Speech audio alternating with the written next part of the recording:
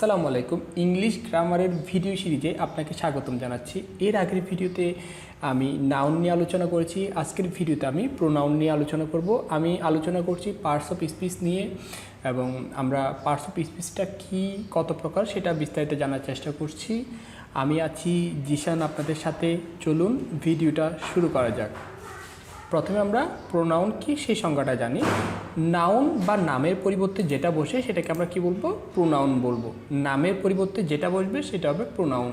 যেমন Tania is a student, এটা একটা নাম এবং এটা একটা নাউন।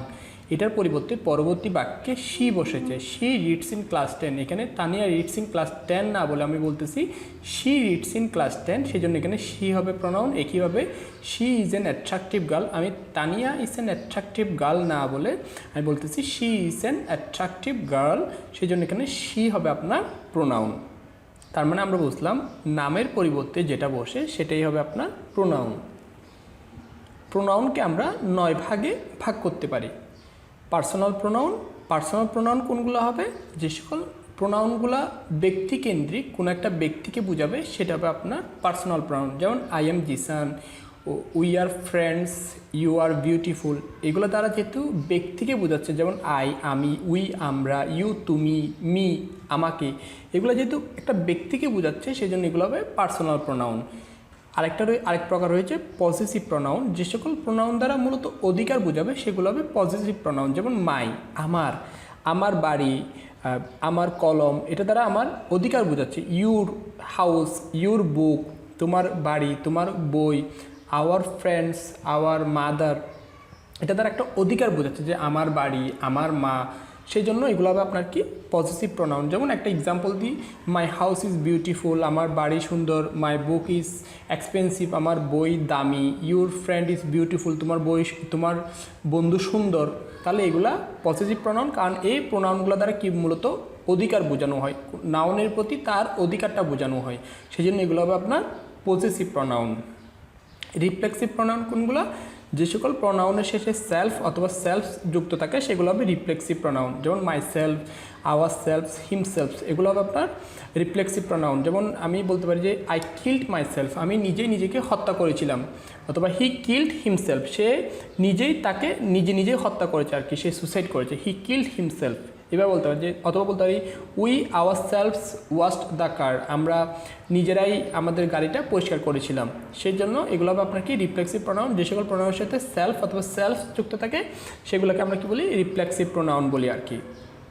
ইন্টারোগেটিভ প্রোনাউন, যে সকল প্রোনাউনগুলো দ্বারা প্রশ্ন করা হবে সেগুলো হবে ইন্টারোগেটিভ প্রোনাউন। যেমন হু, হুট, হোয়াট, উইচ, এগুলো দ্বারা আপনার প্রশ্ন করা হয়, সেই জন্য এগুলো হবে ইন্টারোগেটিভ প্রোনাউন। যেমন হু ইজ ইউর ফ্রেন্ড, তোমার বন্ধুকে, হোয়াট ইজ ইউর নেম, তোমার নাম কি, which subject do you like, তুমি কোন বিষয়টি পছন্দ করো, এগুলো দ্বারা যেহেতু প্রশ্ন করা যাচ্ছে সেই জন্য এগুলো হবে ইন্টারোগেটিভ প্রোনাউন।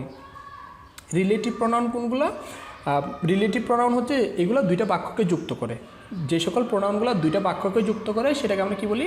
Relative pronoun. এই সকল প্রোনাউনের কাজ হচ্ছে দুইটা সেন্টেন্সকে জয়েন করা। যেমন who, it is Zisan who teaches English, এই হচ্ছে জিসান যে ইংরেজি পড়ায়। It is Zisan who teaches English, it is Zisan who teaches English, এই টিচেস ইংলিশ আর ইট ইজ জিসান এটাকে যুক্ত করতেছে হু। একইভাবে this is the boy whom we are looking for, এটা হচ্ছে সেই ছেলে যাকে আমি খুঁজছি। This is the boy we are looking for, এই দুইটা বাক্যকে আমরা যুক্ত করেছি কি দিয়ে? হুম দিয়ে, সেজন্য এখানে হুম হবে আপনার রিলেটিভ প্রোনাউন। একইভাবে which, this is the book which we need, এটা হচ্ছে সেই বই যেটা আমাদের প্রয়োজন। This is the book which we need, এটা হচ্ছে সেই বই যেটা আমার প্রয়োজন। আমি চাইলে এটা নিয়ে আরও বিস্তারিত আলোচনা করতে পারতাম। প্রোনাউন নিয়ে আসলে আলোচনাটা অনেক বিশাল, কিন্তু আমি সংক্ষেপে আপনাকে বোঝানোর চেষ্টা করতেছি। সেই জন্য আমি প্রত্যেকটা বিভাগের উপর, যেমন পার্সোনাল প্রোনাউন, পজিটিভ প্রোনাউন, প্রত্যেকটা ভাগের উপর আমি চাইলে আলাদা করে স্লাইড করতে পারতাম, বাট সময় সংক্ষেপের কারণে আমি প্রত্যেকটা জিনিসকে উদাহরণ দিয়ে বোঝাতে পারতেছি না। বাট আমি মুখে যতটুকু সম্ভব আপনাকে বোঝানোর চেষ্টা করতেছি আর কি। আশা করি আপনি আমার মজবুরি বা আমার যে অসহায়ত্ব সেটা বুঝতে পেরেছেন। রিলেটিভ প্রোনাউন তাহলে কী করে? দুইটা বাক্যকে যুক্ত করে। রেসিপ্রোকাল প্রোনাউন, রেসিপ্রোকাল প্রোনাউন মূলত দুই বা ততোধিক ব্যক্তির মধ্যে একটা সম্পর্কে বোঝাবে। যেমন each other, one another. Each other মূলত দুইজন ব্যক্তির মধ্যে সম্পর্ক বোঝায়। ওয়ান অ্যানাদার দুইয়ের অধিক ব্যক্তির মধ্যে সম্পর্ক বোঝায়। যেমন each other, we like each other, আমরা একে অপরকে পছন্দ করি। এই যে আমি একে অপরকে পছন্দ করি, এই যে দুইজন ব্যক্তির মধ্যে সম্পর্ক বোঝাচ্ছে উই লাইক ইচ আদার, সেজন্য এটা হবে রেসিপ্রোকাল প্রোনাউন। যেমন Karim, Tania, Rina help one another. Karim, Rina and Tania help one another, এই যে তিনজন ব্যক্তির মধ্যে সম্পর্ক, Karim, Rina and Tania help one another, তারা একে অপরকে সাহায্য করেছিল, এই যে তিনজন ব্যক্তির মধ্যে সম্পর্ক, সেটা আমরা রেসিপ্রোকাল প্রোনাউন দ্বারা প্রকাশ করতে পারি। তারপর রয়েছে আপনার ডিস্ট্রিবিউটিভ প্রোনাউন, এটা একাধিক ব্যক্তি বা বস্তুকে আলাদাভাবে নির্দেশ করে। যেমন I need each of the books right now, আমার প্রত্যেকটা বই এখনই প্রয়োজন। I need each of the book right now, each of the books হবে কারণ আমি অনেকগুলো বইকে বোঝাচ্ছি। I need each of the books right now, either of the boys has done the work, প্রত্যেকটা ছেলে কাজটা করেছে। তাহলে এটা কি করে, মানে একাধিক ব্যক্তি অথবা বস্তুকে আলাদাভাবে নির্দেশ করে আর কি। এখানে একাধিক ব্যক্তি বা বস্তু থাকবে, প্রত্যেকটা ব্যক্তি বা বস্তুকে আলাদাভাবে নির্দেশ করবে। Each of the boys has passed, প্রত্যেকটা ছেলে পাস করেছে। Either of the boys has been selected, প্রত্যেকটা ছেলেই নির্বাচিত হয়েছে।